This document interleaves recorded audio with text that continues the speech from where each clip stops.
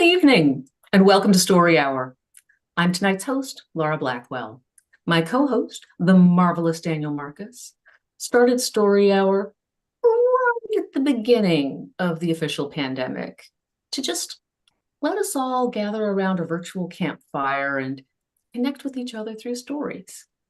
And it's been so great that we've been back pretty much every Wednesday for the past 6 years and some. And we've also managed to bring in two fantastic writers every Wednesday. This one is no exception. Tonight is a horror night, so we have spooky stories. We have brought back Todd Keisling, and we have, in her Story Hour debut, Katherine Silva.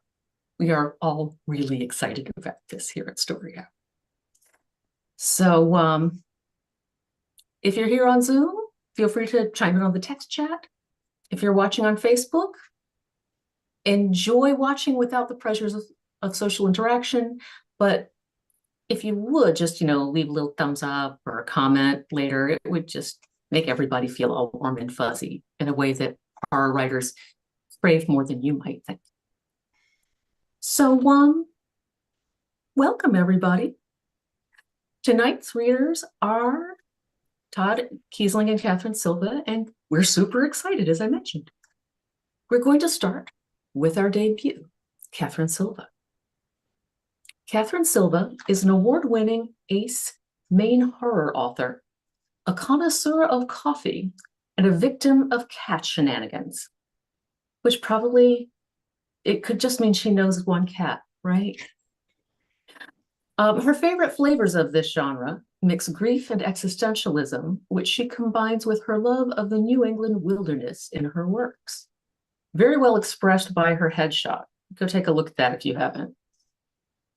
She's a two-time Outright Scary Award winner for her novel, Where the Soul Goes, and three-time Maine Literary Award finalist for speculative fiction. Katherine is also editor-in-chief of Strange Wilds Press, which is honestly one of the best press names I've heard in a long time. Her upcoming Gothic horror book, Dichotomy, comes out March 2027. You can find out all about her work at Katherine, with a K, KatherineSilva.com. Katherine, welcome. Thank you. I think I missent you my website. It's actually KatherineSilvaAuthor.com. So oh no. in case people try Katherine Silva, you might end up with a different Katherine Silva. You know what? You were right. This was a reading skills problem on my part.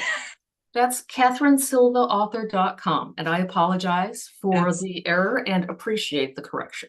That's okay. Like I said, there are like a zillion Katherine Silvas in the world, so you just would find one of my doppelgangers. But thank you for inviting me this evening. I'm very excited to be here on Story Hour. I'm going to be reading two different stories tonight with very different vibes.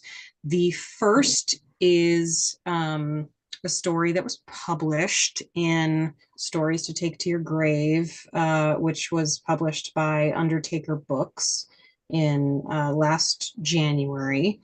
And it is called Violent Endings. So, as far as like content warning goes, we do have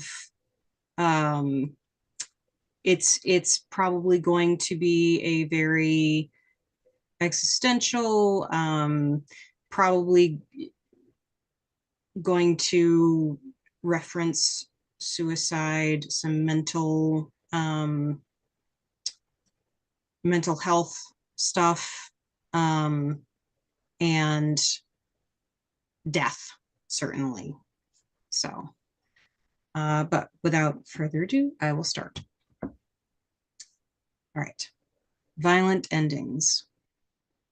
It might have happened on this street, doused in rain as slick as oil, highlighted under a barrage of lights in all shades of neon.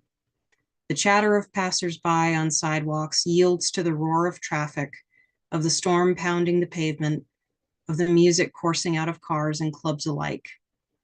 It might have happened here, you muse. But this place is nothing but transition. There's no permanency here, nothing to tether to or join. There's nothing familiar either, and it solidifies your curiosity. You would know where it happened. After all, it was the end. Endings aren't slaps with redness that fade quickly.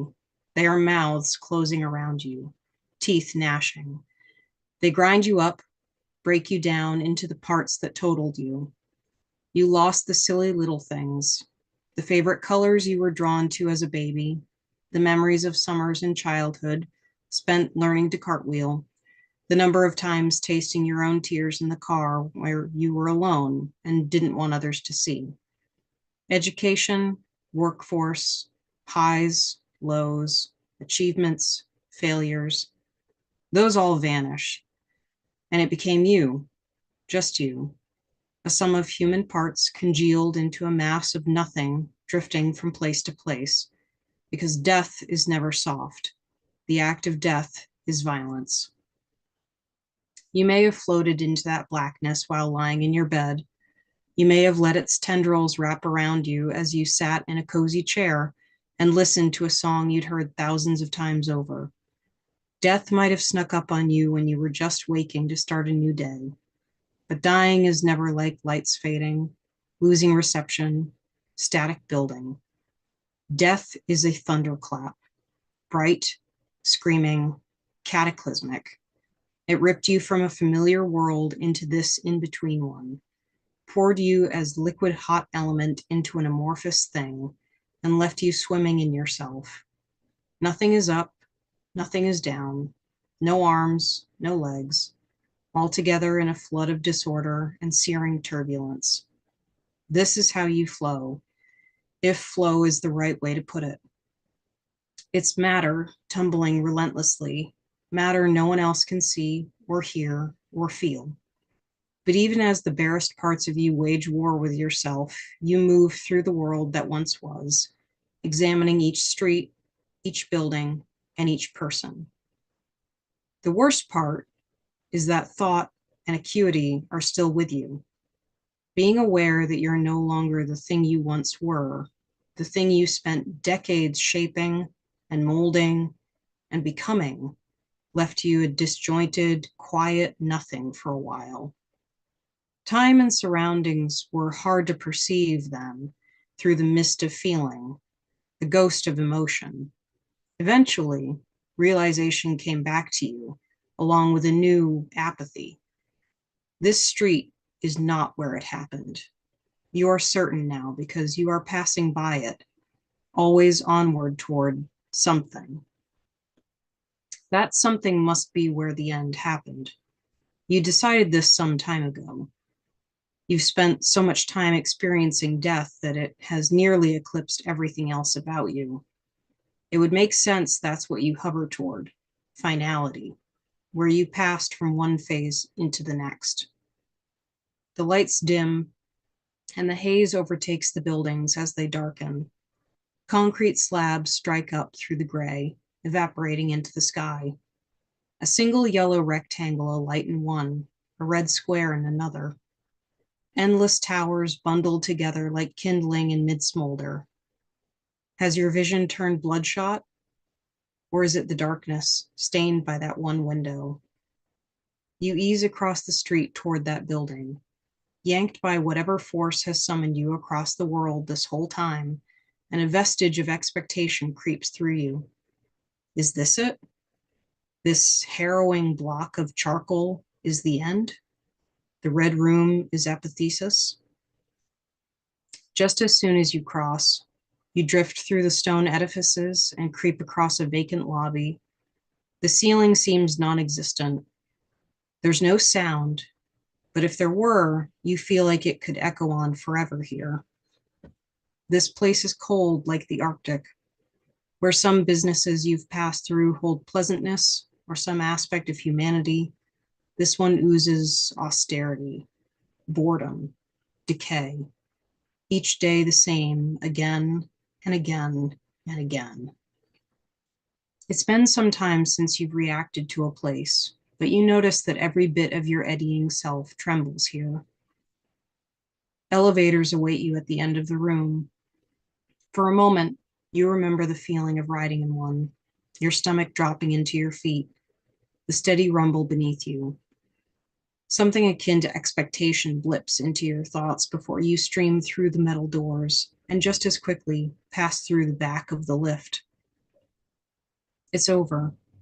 The lick of confusion gradually suffuses into indifference. You shudder through the back side of the building into volleys of rain and the misery of fog once more. Not yet. A sea of highways climbs up before you. Vehicles are locked in non-moving processions along the lanes, occupants leaning their tired heads against windows, some humming against pitch with their car stereos. All are stuck in limbo. Limbo. The world, the word holds court in your thoughts as you glide through the cars.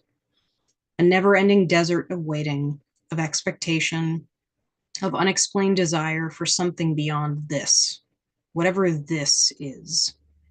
This is what you're stuck in now, you decide. It only makes sense. Making sense feels cathartic, and despite your belief that you no longer feel, this catharsis sits in your thoughts like a warm electrical current. It's allowed as long as there is eventually progression, even if time moves in circles, creating rings in your thoughts like those in a tree. The highway stretches for what seems like eons, eventually becomes a bridge stretching over a wide and churning river. The people almost don't move anymore as you watch them. Maybe time has swallowed this pocket of the world. Perhaps they are in line waiting for the violence of death to strike them too.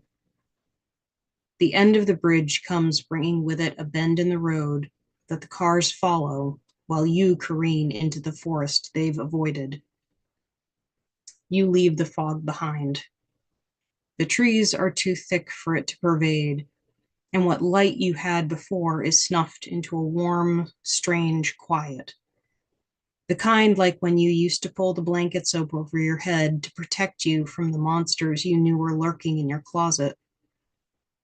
The kind like when you found yourself in a room alone, bathed in sunlight, but felt the itch of eyes on you.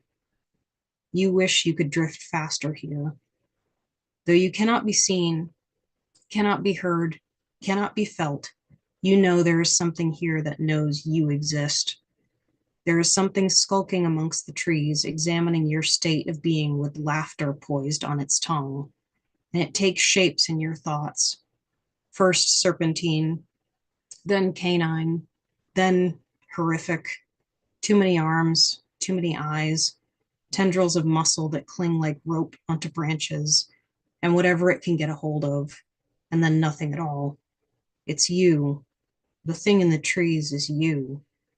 You're the monster waiting in the closet, the all-seeing eye glimpsing yourself in that sun-warmed room long ago. You. And while this new pain scrabbles through you, the woods go on and on. Memory is as sharp as thought, and it's stuck in your nothing like a pin. You'd told them so many times the monster was there. They'd never believed you. They'd told you to take medication. They'd told you to talk to a therapist. They told you to see, just see. Don't try to glance beyond a veil because there is none. You're making it up. It's all an overactive imagination. Too much coffee, not enough sleep, too much stress. You must be wrong, they'd said, because we can't see it. You've stopped paying much attention. Feeling has erupted like a boil brought to a head, leaking into every crevice, every crack of you, into the nothing. It takes you time before you adjust to the pain. It takes time before you know that you are not wrong. You sensed this, all of this, before it came, but understood none of it, because how could you? You and death weren't threaded together yet. Awareness reprises in you. The woods are thinning toward a neighborhood. Small homes in pastel colors, each one like the rest, with little variations here and there. Lawn ornaments here, a hedge there, a rusted bicycle with flowers in the front basket. It's quaint and calm and fills you. You're not sure with what, but your nothing suddenly has company, and it's a feeling akin to being drugged. Clouds roiling up through you, blotting out the memories, clogging the pain and the perception both. It's pretty here, pretty and possibly empty. Even as the suspicion of this place festers within, you think of a bright pink journal set on a table in front of you. Pink is fun. Pink is symbolic, festive, beautiful, feminine, alive, strong. Pink is a reminder to thrive. Pink is a small pill tucked in a little box with each letter of the week emblazoned on its lid. Pink is a hand gripped while crying. Pink is a presence, a something. House after house coasts by, and pink fades. Pink like love, pink like promise, pink like dependence, pink like relying on other people. And as the yards get larger and the roads longer, and the violence of death unleashes a new anguish, one that scrapes at your already raw edges, pulls at your phrase in ragged tears. Everything in motion and turbulent and pink gone. A new void left in its wake. The grass lengthens and the hills swell and seem to breathe. The wind punches down through you and inflates your nothing. Yes, there is nothing. But you can still breathe somehow even through the pain. The earth crumbles to sand. A commotion rages beyond its knolls and scurries up along the beach, scurries up along the breath of air to greet you. You have no control of your speed, you never have, but it almost seems like this wind is sailing you toward that sound, filling a sail within. An ocean awaits against a long and empty shore. Waves break into rocks and sand, and the noise is calamitous and severe and beautiful. Its violence born of consequence, the pull of the moon summoning and banishing the water to its whim. It has no choice, almost like you had none, bidden to do whatever the powers that be wanted. As you swirl and collapse and crash against yourself, so does the water. You have stopped. You hadn't realized it, but now hovering over the water, observing its every lapse and burst, your nothing swells into synchronicity, longs for communion. Ferocity abates back into the sea before gathering in strength to dash back in again, to manifest greater and plunge down. Pain is fading. With each in and out, with each stir of wind that helps, this natural power takes your nothing. It splashes into your hollows and pulls more and more of you out with it, with each lure of a wave. You are consumed, more than consumed, you are transformed. Because while the ocean takes bit by bit, you join its magnificence. Its supremacy rushes through you like blood through arteries once did, expands in you like air used to in your lungs, and cries. Yes. It cries up from deep within, a scream wild enough to echo in the hills, batter against the grass, and reverberate in the sand. Delicate enough to turn into a whisper as it's dragged back from shore to culminate again. The end. The end is here. No, you realize, not the end. This is the beginning, and you have arrived. And that's the end of that story.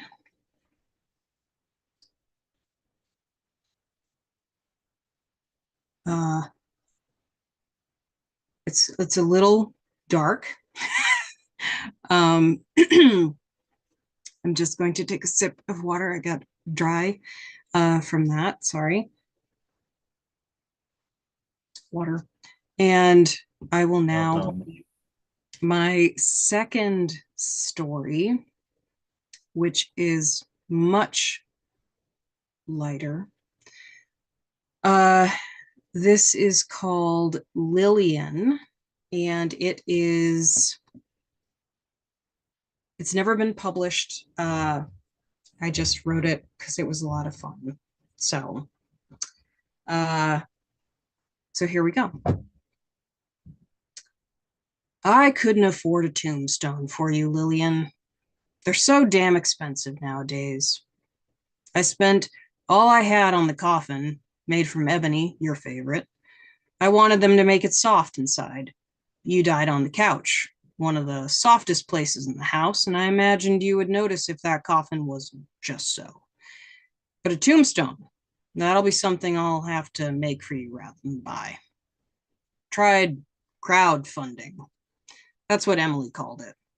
Problem is, no one in town really liked you, Lillian.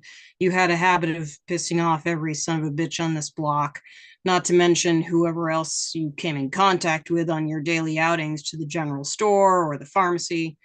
Mrs. Calhoun even said you refused to bake brownies for Lee Simpson's charity dinner.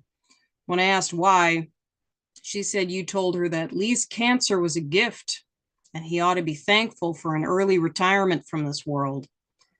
That was mighty cold of you, Lillian. Suppose it's fitting that Lee's still trucking on while you're here, buried in this plot on the hill by the suicide corner. I thought you'd have a comment about that. I really wanted to put you in the fancy cemetery, the one where Pop and Grands are.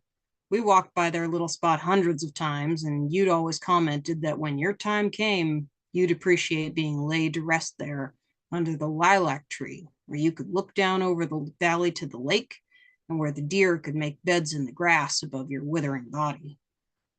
The other yard, the one where you currently find yourself, is not so bad. Sure, there's no view. Traffic screeches each time a car comes rip-roaring around the corner. The woods kind of creep up on you from down the hill. They're black, deep. I don't exactly know how far they go on there, but maybe you'll see other creatures you might not have seen at the fancy graveyard. Maybe there'll be coyotes. They do have such a haunting bay when they come around, much like you did when you were alive. Now, you ought to know, Lillian, your voice wasn't the most melodious. In fact, I think when you used to sing in the church choir, there were a few of the other singers who were flat out intimidated by your attempted operatic arias. Sure, you were loud, sister of mine, but volume isn't indicative of quality, if you know what I'm saying. I'm not trying to be mean, I'm simply stating the facts. Kind of brings me to my point, I guess. The local church didn't exactly officiate your funeral, Lillian. Pastor Jeffords is usually such a forgiving and kind soul, but the moment I came to him with news of your death and the need of his services, well, I'm getting there. It's just hard is all. He said that you weren't a member of the congregation anymore after what happened at the town Founders Day, and that he didn't feel comfortable presiding over your funerary services. I didn't know what he was talking about, of course. My shifts at the factory prevent me from attending most of the town celebrations, and it was the same with this year's Founders Day. And since you didn't mention any kind of kerfuffle, I had no reason to know what he meant. But now I do, Lillian. Now I do. Pastor Jeffords explained to me that on the morning of this year's Founders Day, you approached Pamela Jeffords, the pastor's wife, and scolded her for including fortune telling in the list of festivities in the Founders Day flyer. Apparently, you told her that the idea was completely blasphemous and that she should be struck by her husband as punishment for the notion. Well, before Pastor Jeffords knew what was happening, his wife was in tears, the entire knitting club was hurling insults in your direction, and you had cursed the entire gosh darn day, shouting that God was going to smite everyone for their abhorrent, irreligious behavior. That was perhaps taking it a bit too far, Lillian. Because Pastor Jeffords didn't want to be here, I decided that you would rather have the people closest to you be present at the time of your burial. So here I am, Lillian. I brought along your gardener, Carl. He liked you, even if you didn't return the sentiment. We finished digging the hole about an hour ago, and it's getting dark now. Those trees are mighty spooky down the hill from where I'm standing. We didn't have any kind of machinery to help us lay your coffin in perfectly, so we ended up just giving you a good shove. It's a tight fit, which I think helped the coffin not break on impact or tip this way or that. Carl had to get home. His shift at the cannery starts soon. Carl would have been a good match for you if you hadn't immediately hated him and everything he stood for. Sure, he's not a man of God. He's pretty simple even, but he was always helping you dig out your garden at the end of the season, and he was always bringing your mail up to your porch from your box on rainy days. That last time you yelled at him was pretty harsh, Lillian, telling the man he didn't deserve your love because he didn't go to college, that he wasn't smart enough for you. That was despicable, Lillian. Carl still came today. He still made sure he got you into your forever home. It's getting a bit nippy now. Wish I'd brought that sweater you knit for me for my birthday all those years ago, before you turned harder. But I'm sure you're nice and warm in your coffin, surrounded by the dirt. Sounds mighty cozy, actually. What's that now? You think I'm stalling? You may be right about that. I do have a tendency to beat around the bush a bit when I have something important to say. You were my family, Lillian. Years and years ago, when we were kids, you looked out for me. You were quite the sight then, as you were just a few days ago. Fiery upstart, throwing jagged rocks at the boys who name-called your younger brother things like Turtle Boy and Hunchback. It hurt you to see me picked on so much, and I always felt bolstered by your presence. There was that one time back when Pop drove us into town that I got cornered in the alley by the arcade. They knocked me on the ground, kicked dirt in my eyes. You showed up with that aluminum bat, brand new from Dieter's Sporting Goods, and started walloping him. Pop got some calls later on. You got grounded, Mr. Spring Formal. But I always remember that day. And because of that, I wish I could forgive you for what you said to Emily the other night. I don't know how death affects memory, but in case you don't know what remark I'm referring to, I'll lay it out for you. Emily made spaghetti Wednesday night. I love her spaghetti. She mixes rough chopped tomatoes from her garden into the sauce, along with lots of garlic and ground beef. You came over around 6 o'clock when the sky was beginning to fade toward purple. The lights in the house were warm and welcoming, and even you, dear sister, seemed to be on your best behavior that evening. Not one complaint passed your lips the whole time we ate. You must have had a good day that day. Then again, you seem to have good days most days, even at the expense of others. It was during dinner that we decided to tell you were going to be an aunt. Emily was 7 weeks in, and we thought it was the right time to start telling people. But family was first, and we wanted you to know before we let it slip in the town paper. I'm not sure how I knew something was wrong at first, but maybe it was the way your clear blue eyes kind of crinkled a little. You didn't eat much after that. Just kind of pushed the noodles around on your plate this way and that. Emily was the one who asked. She was still kind of naive to the kind of person you were. It's my mistake for not warning her sooner. What's wrong? Emily said. She brought our after-dinner coffee out into the living room. We'd retired there after the meal. You took the cup. Your fingers delicately cradled the sugar spoon as you added some to your coffee. And then after a long, loud sip, you spoke. Selfish for you to bring a child into this world. Emily was flabbergasted, nearly dropped her own cup as the word slammed into her. As I watched her face slide into shock, I took it upon myself to cut in and ask what you meant by that remark. You, my brother, were bullied your whole life for your deformity. You'd really risk passing that torch on to your child. You sipped your coffee. Quite selfish, I think. Remembering those words was like picking at the scabs of the wounds they caused. I didn't know how to respond to you, but looking at my darling Emily and seeing tears roll down her red, freckled cheeks, I instantly was awash with a smoldering flash of ire. I do not remember standing, and but the imagined resounding boom of my voice could be heard at the house next door quite clearly. I had told you that you needed to leave. Something changed in your eyes. I'd like to think you had a realization then, as if you hadn't realized that your words would sink flesh deep and cause blood to erupt. But you quickly quashed those thoughts down with more words. You hadn't thought of that, had you? It's so stupid, the lack of thought that goes into creating life with the knowledge that it will be cruelly subjected to this world we've made. You put down your cup on the coffee table, gathered your skirts, and stood. I didn't see Emily move. I was too busy drowning in every word that spilled out of your mouth. I kept wondering how you, who was so critical of everything around her, couldn't even see your own faults. But I was pulled out of that mire when I saw Emily surge forward, both hands out, and shove you as hard as she could.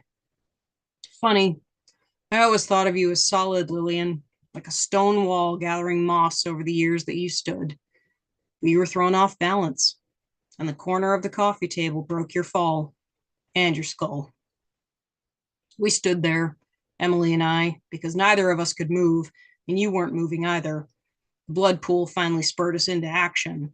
It was growing larger, seeping into Emily's mother's Persian rug. I gathered you up and put you on the couch because I didn't know what else to do. Emily called the ambulance. You died on the couch, though, harshly, without apology, mimicking the manner you held in life. You're lying there, and I know you're asking about Emily. Well, you couldn't tell them what really happened. You understand that much. In your own logic, Lillian, it would be cruel to bring a child into the world in prison. Since you are such a toxic and spiteful person, we justified the whole experience as being part of God's will. After all, your misery was much like a plague hammering down on this town's citizens, one after another. And now that you've moved on, people can rest a bit easier, knowing they don't have to be on guard for your deleterious remarks in line at the general store or murmured spite during coffee and breakfast after service on Sundays. I owe this new self-awareness to you, dear sister, because without you, I don't think I'd have had the courage to become much of a hero in this community. I was always associated with you, and people naturally avoided me, more because they knew we were related, I think, and less because of my appearance. Such is not the case now. Tomorrow, the church is presenting Emily with a prayer shawl as a gift for our baby. They're welcoming us into their fold wholeheartedly, as though you and your presence were never there. You are but a dark cloud that has finally blown across the sky and out of sight. Still, I gave my word. You are my sister, and I owe you a tombstone. The forest down below has plenty of old rocks, fuzzy with moss. Best I go find the right one before it gets too dark. And that's the end of that story.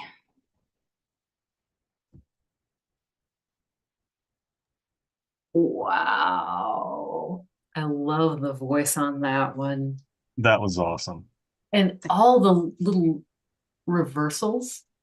I would think I knew where it was going, and then it would veer. Yep. That was really cool.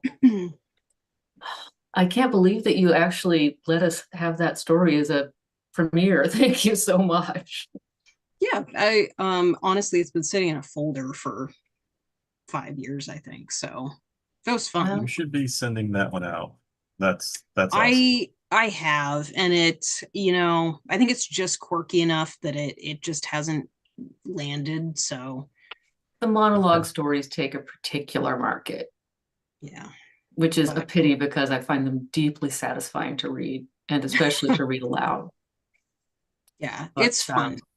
But yeah, that was great. And I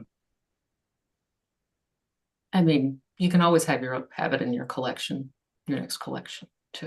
Yeah, that's, always an option. And yeah, both dark stories, but in different ways. Very, yeah. That's why I was like, vibes are, very different, but that's nice because it shows range, and it also gives us a bit of a ride as readers, which is excellent. So thank you. It was fun. Thank you. It is our way at Story Hour to just take a moment between the two authors to let the first story or stories sink in and prepare ourselves for something different from a different mind. I like to do this with a breath.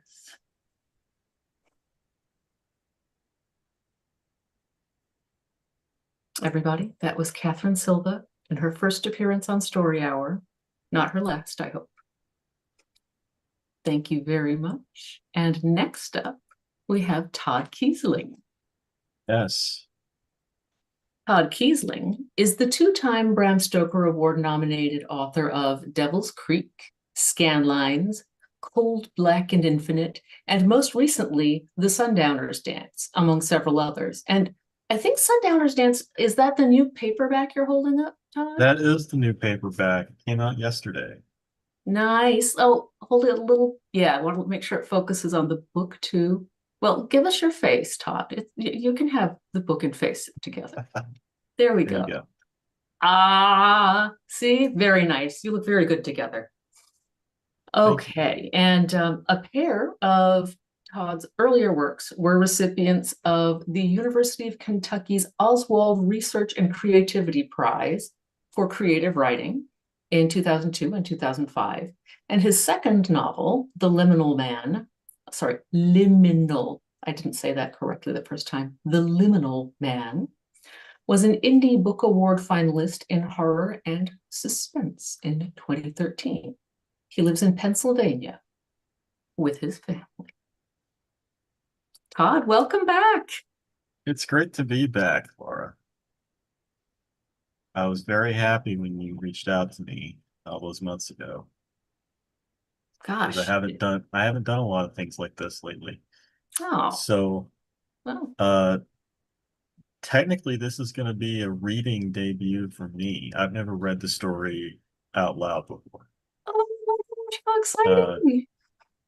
So this story I'm going to read to you is called, well, I should preface this by saying it appears in Look What You Made Me Do, Taylor Swift anthology that was put out earlier this year by So Below Books. And it's got stories from like Neil McRobert, for example. It's got a story in here from, I think V. Casser has a story in here. I know. Oh, she's always fun. Yeah. Gemma Moore's got a story in here. Just check it out. The whole premise is every story has a title based on a Taylor Swift song. I'm not a Taylor Swift fan. I didn't even listen to the song that, goes with my title. I just took the title and ran with it. And for some reason, they published it. So, but, yeah, this actually, my story is called I Look in People's Windows. That's how it appears in this anthology, but when it gets eventually collected, it'll be retitled What Happened on Black Mountain. Mm. And this is an origin story for a recurring character in my Southland mythos, Gus Guthrie, the radio host. So, good evening, lonely travelers. It's your old pal Gus here, talking to y'all on this fine October evening from the comfort of my studio. I've got my coffee and a cigarette, candles are burning, and if I squint the right way, the Lexington skyline looks just like a sea of stars. From now until the break of dawn, it's just us and the strange stories the Southland allows us to tell. And believe me, listeners, I have a doozy for you tonight. Gus Guthrie, Midnight in the Southland radio broadcast, October 8th, 1999. Our memories are so strange, aren't they? There are these little windows we keep in our minds, framing moments we've chosen to keep locked away and brimming with all manner of mysteries we couldn't see at the time. Sometimes close their curtains. Sometimes we find them again and gaze through them on a whim. I'm talking about the way a sound, scent, or a turn of phrase can unlock something in our heads. Pulling back the curtain on some dusty window you didn't even know was there. What happens when you weren't prepared for the multitudes a memory might contain? What happens when you've locked it away and closed the curtain for good reason?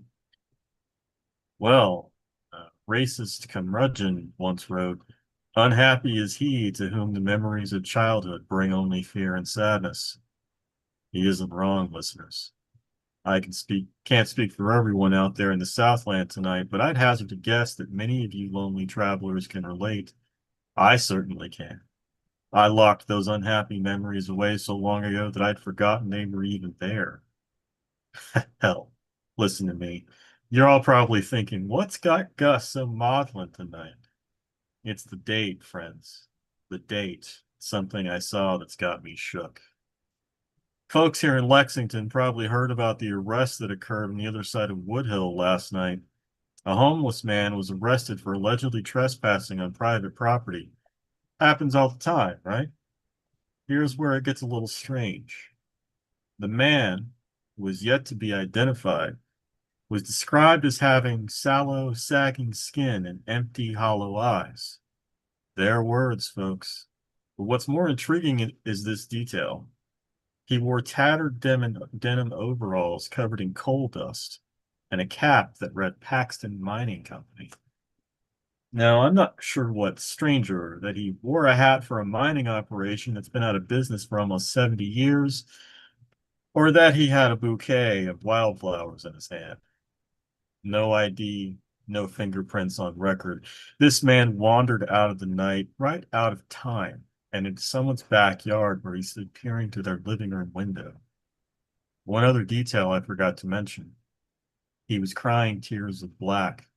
Soot, probably, from whatever coal vein he climbed out of, but I'm not so sure. It's one more mystery for the archives, I suppose. That's how things go here in the Southland, don't they? Anyway, I told you all that story so I could tell you this one. See, the name Paxton rang a bell for me.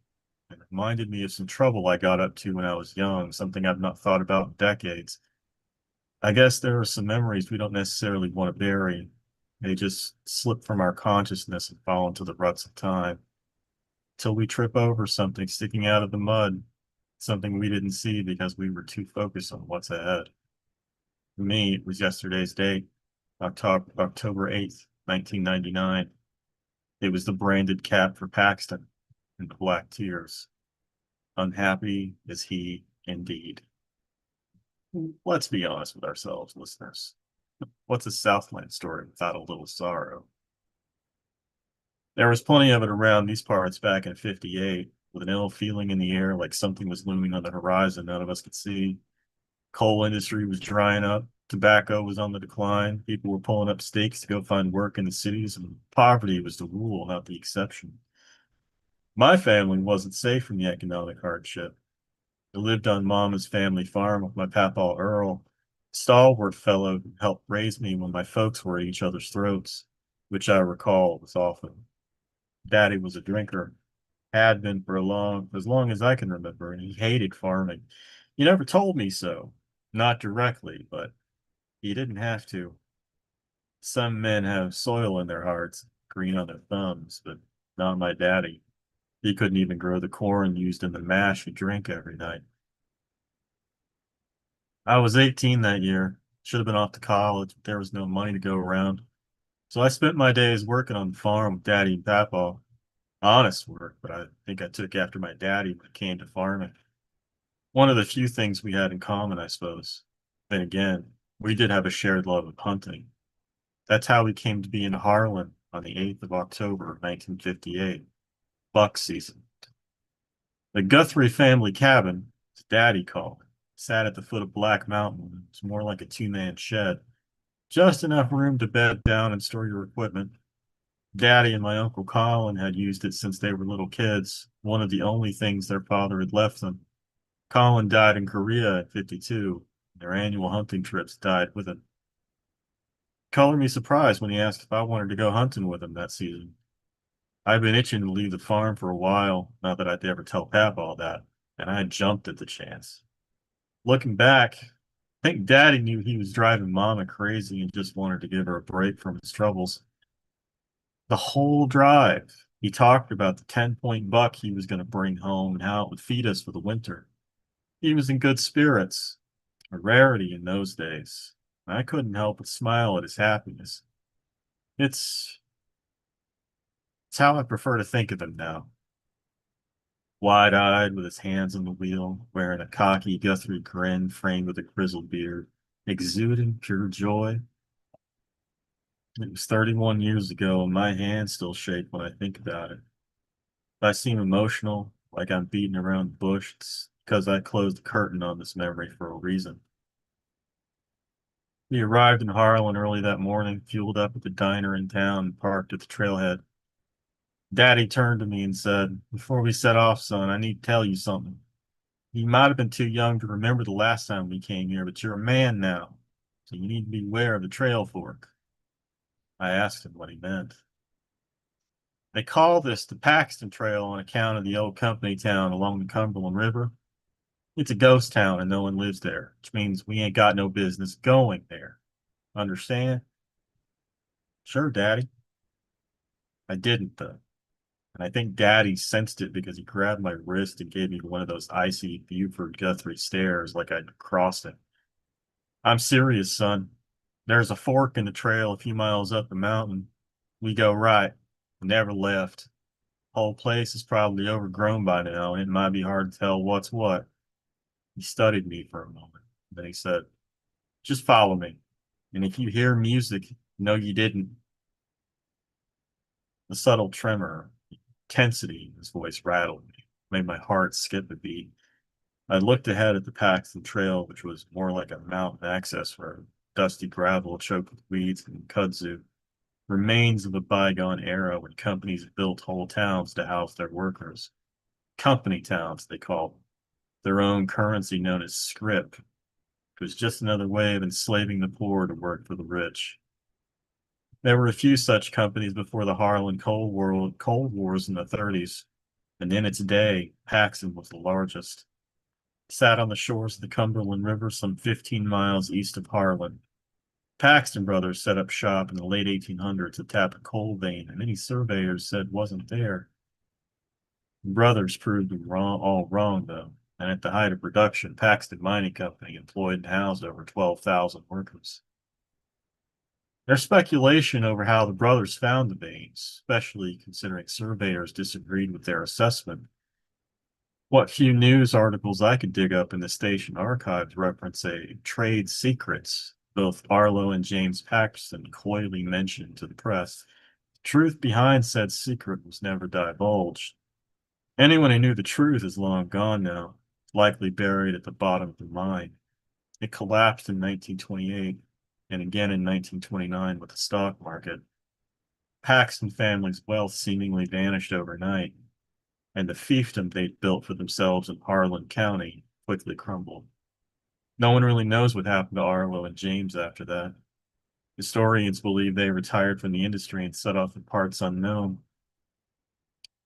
I wouldn't be telling you all this if it had no bearing, and I share this brief history of Paxton to set the stage for what came next on our journey to the family cabin. We reached the fork in a couple of hours. Daddy paused long enough to kick a strand of kudzu from a fallen sign. "This way to Paxton," the sign read in chipped lettering. He stared on down the gravel road for a moment, his head tilted to the side, listening. I didn't hear anything but the sounds of the forest and the nearby Cumberland River. Something had caught his ear. I stood there in silence, watching him. He shook his head, mouthed something I couldn't make out, and turned back to me. "Let's go," he said. I wanted to ask him about his warning, whether there might be music coming from the place. It was a ghost town, but then he was on his way, taking a right from the fork. I never asked him about it. Wish I had, though. Never got the chance again. Daddy pointed out some deer droppings along the way, certain that we'd have a bountiful hunt in the coming days, but there was a slight hitch in his voice. Something had spooked him back at the fork. He was trying to hide it. His hand shook whenever he took out his hip flask. I caught him looking over his shoulder more than once. There was something in the air. I couldn't put my finger on it then, and I'm not sure I can now. Everything was still, like the whole mountainside was either dead or simply afraid to move. That time of year, We should have heard the scuttling of squirrels in the fallen leaves and whirling of the birds in the trees. There was only the breeze and its cold bite. I've replayed this in my head over the years, questioning my memories of the feeling. If maybe it wasn't tension or unease, but Daddy's alcoholism getting the better of it. No matter how I shake it, the fact remains. Daddy was scared, even if he'd never admitted, and his fear fueled my own. And no wonder, really. The Guthrie cabin sat in Black Mountain's shadow, half buried in foliage, its roof carpeted with moss. It was only an hour's hike from the fork, the trail snaking the mountain rim. We felt the cool October chill with every step. The structure was more run down than I remembered, its timbers rotten, the one tiny window fractured. I remember thinking it looked like how I always imagined the witch's hut from Grimm's Hansel and Gretel. Daddy didn't say much after we arrived. We unpacked our things, set up camp, and made a fire to cook our dinner. He spent most of the evening outside, sitting outside, watching the sun slowly crawl to the west. After dark, I joined him by the fire, stretched out and gazed up at the stars. When you're in the dark like that, your mind wanders into strange places, crossing into territories you never thought you'd venture. The sky wasn't like it is now, littered with satellites. That night in the wilderness, I saw the cosmos unfiltered, a whole belt of stars and planets swirling across the infinite, and I pondered how infinitely small we are in the scheme of everything. We're just observers, I realized, looking up and looking in, maybe looking in places we aren't meant to see. We never think about what might be looking back at us from the other side, even from a window of memory. I must have drifted off to sleep because when I opened my eyes, the flames were low and Daddy was gone. I lay there for a time, recollecting where I was and why I was outside, when a jarring strum of guitar strings slipped loose from the forest.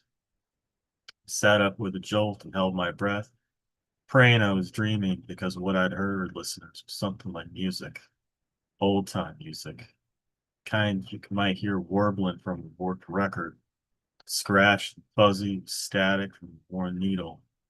Shady grove by the sound of it, but the singer's voice was distorted at half speed and transformed the folk song into a dirge of sorrow. Shady grove, Mario. Daddy's admonition should have prepared me. But I'll tell you, listeners, this dissonant notes echoing in the air gave me the willies in the worst way. I'd grown up hearing all sorts of stories about the region, the haints that haunted the Appalachian foothills, the peculiar families deep in the hollers didn't take kindly to outsiders. Old folk tales, you know. I'd never heard anything about Paxton until that morning. It was just another town to me, one Daddy didn't want me visiting. And because this is me, listeners, y'all know I'm the curious type. One of the reasons Daddy and I never got along, to be honest. I was always sticking my nose where it didn't belong. I checked the cabin. Daddy wasn't there, neither was his hunting rifle. I took my own rifle and flashlight, whispered a prayer, and headed back down the trail. I'd walked for 10 minutes without any sign of my father, and against my better judgment, I called out to him in the dark. Nothing. The forest was silent, with a haunting song crawling through the air.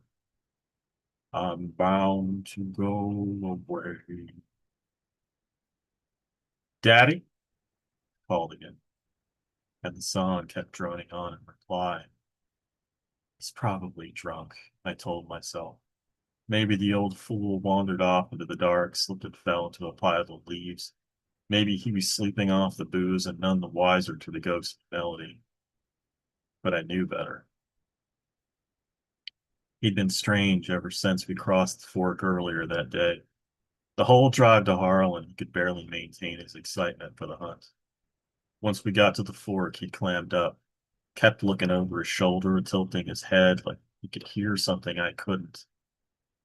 And there I was, wandering through the forest, pitch darkness without his guidance, a lonely traveler shining a light to the unknown.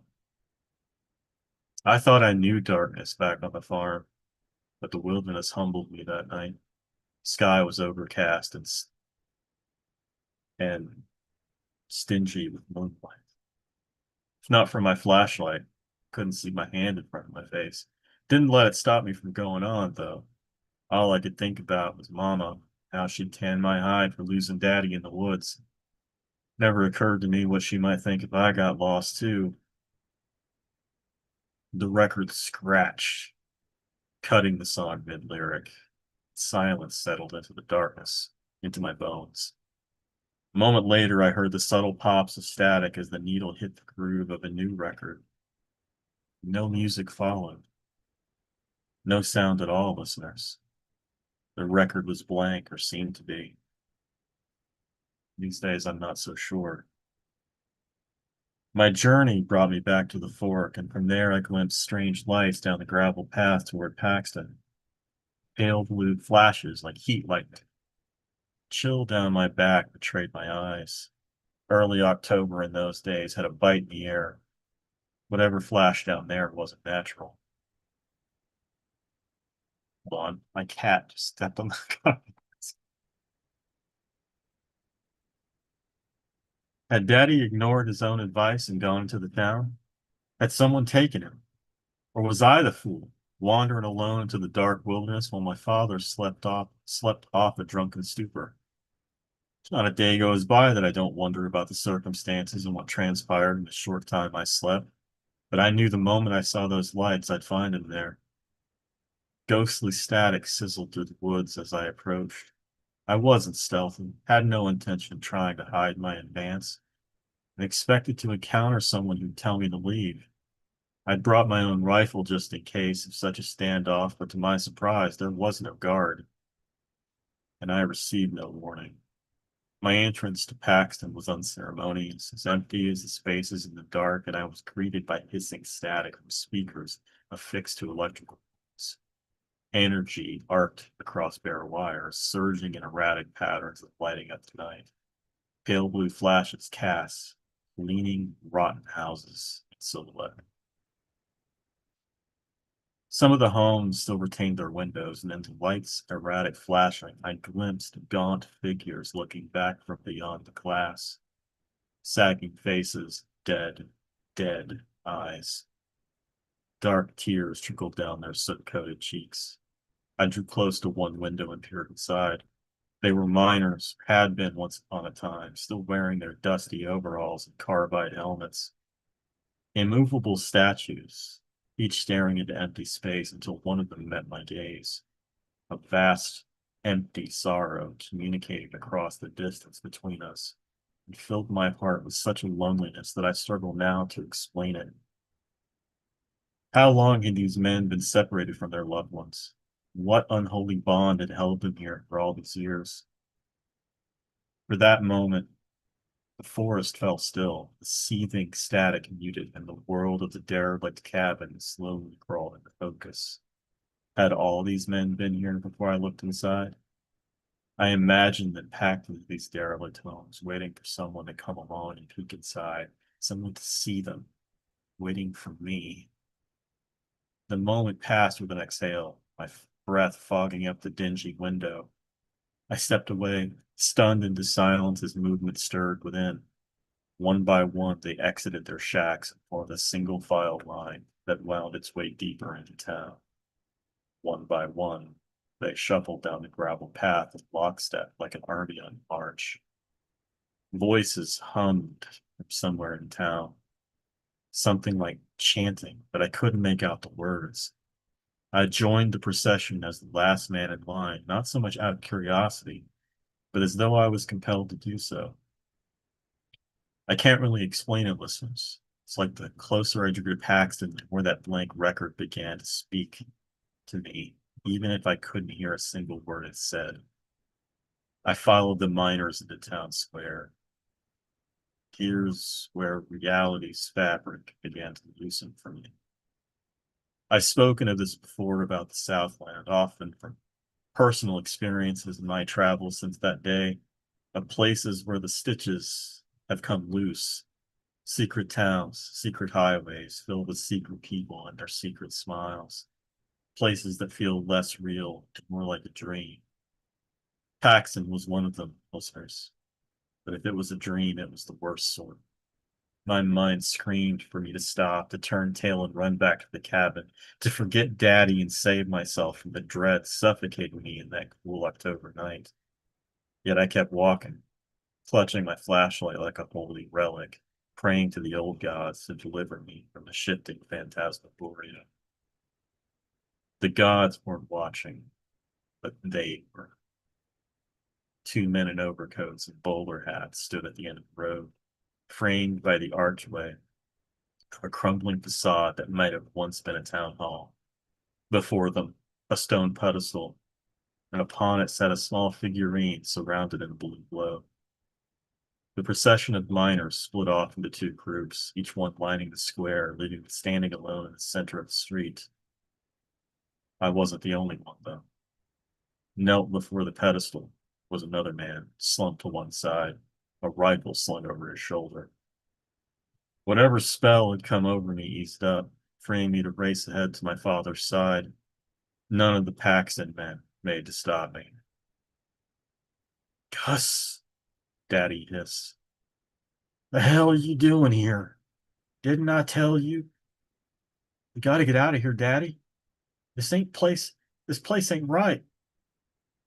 One of the hatted men stepped forward. He is ours. Contract, said the other, spoken with a dour southern lilt. In trade.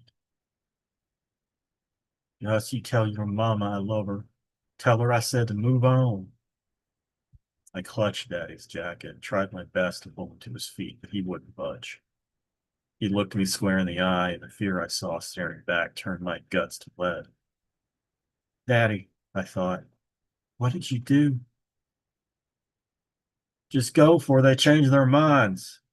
Go on and get, boy. Mind your daddy. Climbed to his knees, reached for the pedestal and glowing figure on display. A nasty-looking humanoid figure with hands pressed to its ears, entwined in something like roots, or maybe they were snakes. I didn't get a better look. My eyes were glassy with tears, and I'd already turned to run. I got as far as the entrance before a final flash of light split the sky. An instant later, the world fell silent. No static, no music, no chanting. I was alone, and I think if I'd gone back, I would have found the town empty of souls. I stumbled back through the forest up the mountain trail to the Guthrie cabin, where I collapsed in a heap of tears, terror. The next morning, I packed up our things and made my way back into Harlan. Called Mama first, and walked down to the police station to report what had happened. A lot of good it did. Chief smiled grimly and said people go missing around there all the time. He didn't even offer to organize a search, like it was just another day in Harlan. Daddy's disappearance was as normal as birds in the sky. I never went back to the mountain cabin. Never went back to Paxton either, though I admit I got the itch a few times over the years.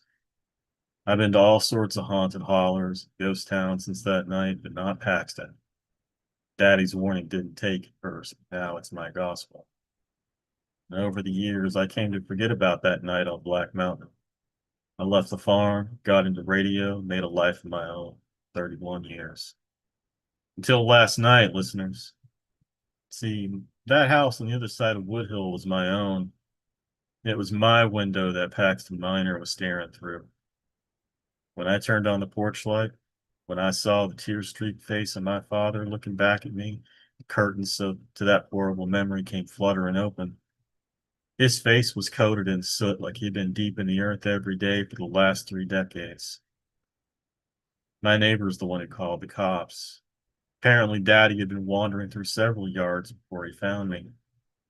I don't know how he came to be there, though. He died in my heart all those years ago when he'd made a pact with the Paxton men. Sorrow had always lingered. I thought about it all day, about the hatted men and the missing Paxton brothers, about the strange carving to which Daddy had made his pledge. And I wonder, why now? What happened that might have loosed him from their reins? It's another mystery of the Southland, listeners.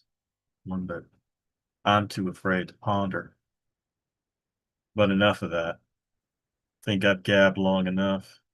Let's go to the phones. Next caller, you're on the air. What brings you out tonight, lonely traveler? Yeah.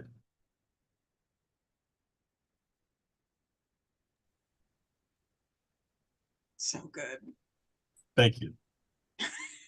Todd, I wish I could record that onto vinyl and scratch up the record for you.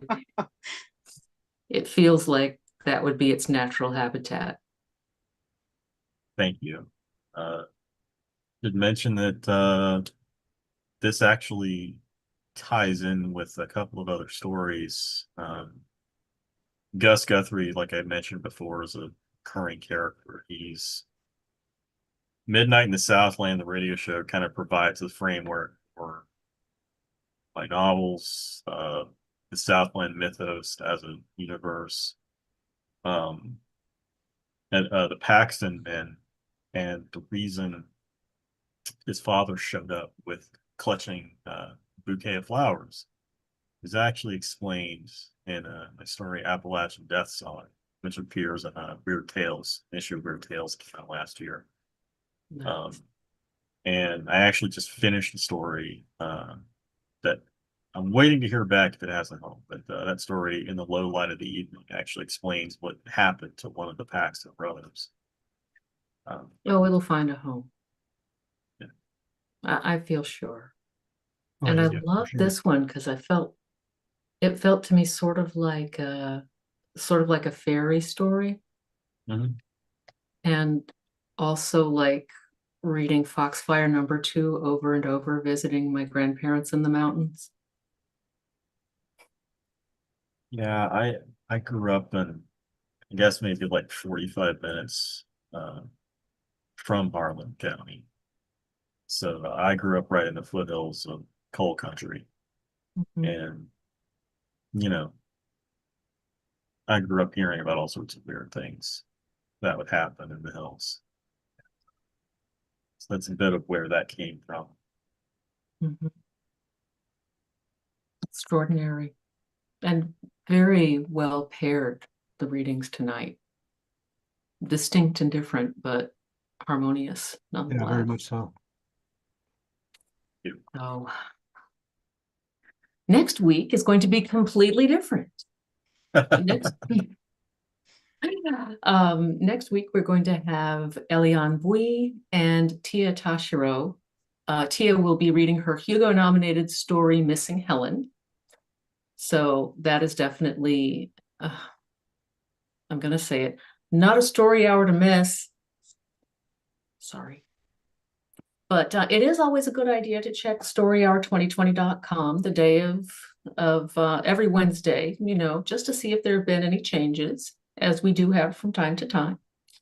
And storyhour2020.com also has our calendar of upcoming readings, so you can figure out what times you need to tell people you absolutely cannot be bothered on a Wednesday evening. But, if you've been bothered anyway, we also have the recordings, so you can go and watch your favorite story hours over and over and find new ones, find new favorites.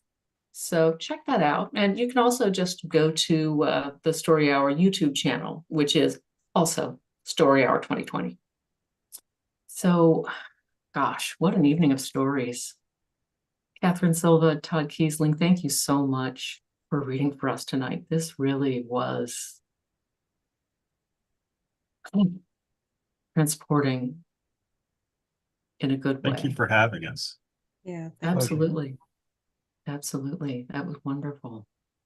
Also, I need to thank SIFWA for the Givers Fund grant that helps us keep this virtual campfire burning for us to all gather around and look over our shoulders against hold off the darkness coming from the woods a little bit.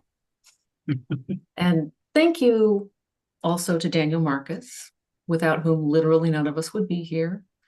And thank you, wherever you are, whenever you're watching this, because as long as we're all enjoying these stories together, we're all in the same story hour.